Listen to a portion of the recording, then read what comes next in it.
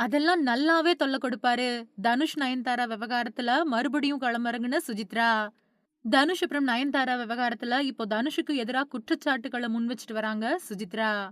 தமிழ் திரையுலகத்துல இப்போ கங்குவா படத்த விட பெரிய அளவுல பேசப்பட்டு வரது தான் இந்த தனுஷ் அப்புறம் நயன்தாரா இடையில ஏற்பட்டிருக்கக்கூடிய மோதல்.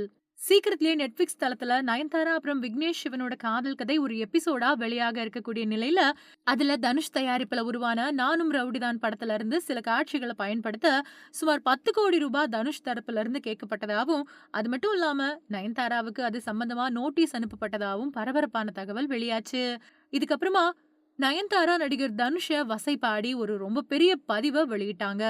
அவங்களோட கணவர் விக்னேஷ் சிவனும் "வாழு வாழ விடு" அப்படிங்கிற தலைப்புல தனுஷ எதிர்த்து சில பதிவுகள போட்டிருந்தாரு. இந்த சூழல்ல நயன்தாராவுக்கு ஆதரவா ஐஸ்வர்யா ராஜேஷ், அனுபமா, ஸ்ருதிஹாசன் அப்புறம் நஸ்ரியா நசீர் மாதிரியான நடிகைகள் அவங்களோட ஆதரவு தெரிவிச்சிருந்ததும் குறிப்பிடத்தக்கது. இப்படி திரையுலகத்தினர் சில பேரு நயன்தாராவுக்கு ஆதரவு தெரிவிச்சிட்டு வந்த நிலையில, நெட்டிசன்கள் நெறைய பேரு நடிகர் தனுஷுக்கு தான் ஆதரவு தெரிவிச்சிட்டு வந்தாங்க.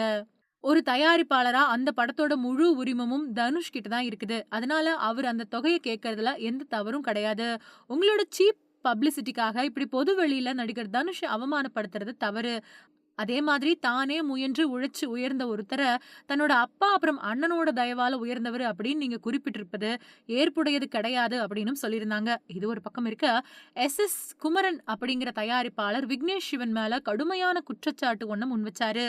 தன்கிட்ட இருந்த எல்.ஐ.சி அப்படிங்கிற தலைப்ப தன்கிட்ட உரிமம் வாங்காமலேயே அவர் இப்ப வரைக்கும் பயன்படுத்திட்டு வரதாவும் சொல்லியிருந்தாரு.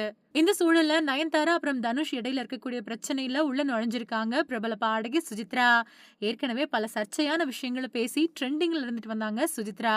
நடிகர் தனுஷ் மேல பல தடவ பல வகையான குற்றச்சாட்டுக்கள முன் வச்சிருக்காங்க.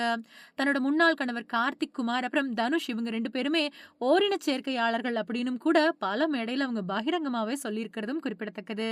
பிரபல நடிகர் ஒருத்தர் மேல அவங்க வைக்கக்கூடிய குற்றச்சாட்டுக்கள் அவங்களுக்கு எதிரா திரும்பினாலும் அத பத்தி நான் கவலைப்பட போறதில்ல. உண்மைய சொல்றதுல எனக்கு எந்த பயமும் இல்ல அப்படின்னு மேடைகள்ல அவங்க பேசியிருக்காங்க.